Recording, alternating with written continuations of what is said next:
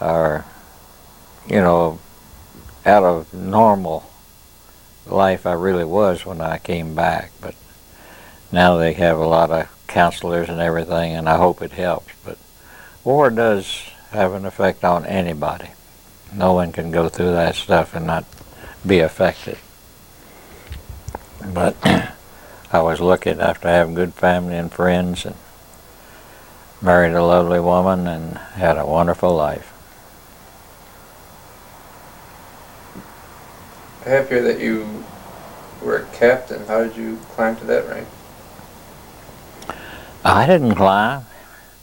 They had to have somebody leading flights, so captain is the a flight leader is supposed to be a captain. And when his tail end Charlie is a second lieutenant, the element leader was gone. He lost too many of those. Somebody had to take their place. So I became a first lieutenant and an element leader. Then we were short of flight leaders. I had to go fill in as flight leader. And there were vacancies above you rapidly. So it's not a fact that you were so good or anything. You were needed to do a job. Can you just briefly go over what you did after the war, after you got back to the States?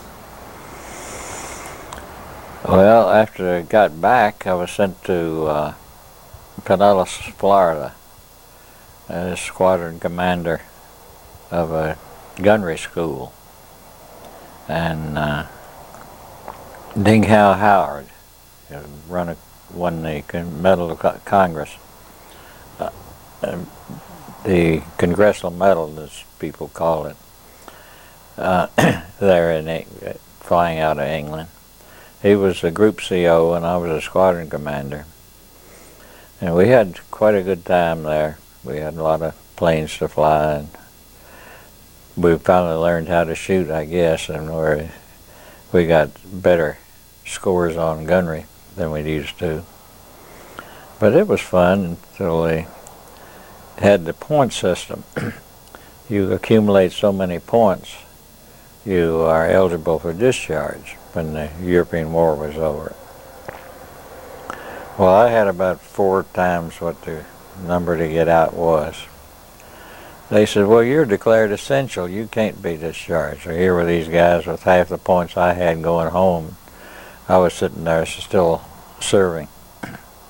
And wasn't very happy about that, so kept complaining. They make good offers. They wanted to send me to W&L to be trained for the diplomatic corps. And I told them, well, they're crazy. I'm as far from being a diplomat as anybody you're going to find. So, but I would, enjoyed getting back to school in W&L. It's so close to home. But anyway, that didn't work, and they finally sent me to Indiantown Gap for a discharge. And, well, not discharge, it was for separation. They wouldn't discharge me because they held me in reserve. They gave me a reserve commission and says you are in the reserves now. So I have only discharge I have was discharged as an aviation cadet and commissioned as a second lieutenant. So I do have a discharge. But after all the service, all I got was a separation from service and kept in reserves. So I stayed there for about 10 years before they would release me. I went to Charleston, West Virginia, was airport manager in Charleston. Was in the automotive business out there. I was engineer trying to design parts and service departments for automotive dealers. And Korea came up, and I said, well, I know they're going to call me. So I went to the Pentagon and said, well, how many fighter pilots you need? She said, oh, we got all the fighter pilots we need. Go on home, forget it.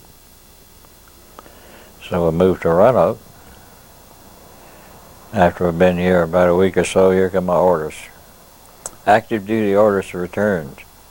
Please report to Mitchell Field immediately. That's the way they treat you. Can you just make some general comments about how you feel about your military experience? Well, the job we did in World War II was universal. In other words, practically everybody worked together. The home front, the people had to sacrifice. They were saving their fats. They were doing without even things like sliced bread. They couldn't have sliced bread because the metal was used for military services for a slicer. I didn't know that till many years after the war. I knew all about gas rationing because Daddy Rabbit had an A gasoline sticker on his plane. That was the least amount, about a gallon a week or something like that. So he put an A sticker on his airplane. My way of talking back, I guess, was my cars had red wheels and white sidewall tires. So all of my planes had red wheels and white sidewall tires. There's all kinds of things. Again, Daddy Rabbit had a good saying. We were getting ready to take off on a mission, and just before he cranked up, he'd say, "Hey, Bill, doesn't it make you feel good that this plane was built by the lowest bidder?" He was quite a character. We enjoyed it. But my military experience, fortunately, all of the things that went on,